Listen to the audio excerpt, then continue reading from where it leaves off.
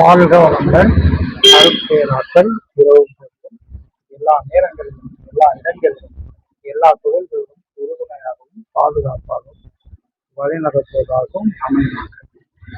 வேளாண்மை நகரத்தை துன்பம் இல்லாம வளரணும்னா ஒழுக்கம், கடமை, ஈகை இந்த மூன்றையுமே கடைபிடிப்பவர்களுக்கு வாழ்க்கையில் கவலையே வராது அப்படின்னு சொல்றாங்க. அப்போ ஒழுக்கம்னா தனக்கோ பிறக்கோ துன்பம் தராத நிலை. கடமைங்கிறது சமுதாயத்துக்கு நாம் கடன் பட்டுள்ளோம். அந்த கடனை திருப்பி செலுத்தி கொண்டே இருக்க வேண்டும் மூச்சு இருக்கும் வரை. அதே மாதிரி ஈகை, வாழ தெரியாதவர்களுக்கும் வாழ முடியாதவர்களுக்கும் முடிந்தவர்கள் உதவி செய்யும். அப்போ இதை செய்தாலே போதும், துன்பமில்லாத வாழ்க்கை வாழ்வதற்கான வழிகள் உண்டு. கவுன்சிலிங்க்கு வாழ்க வளம்.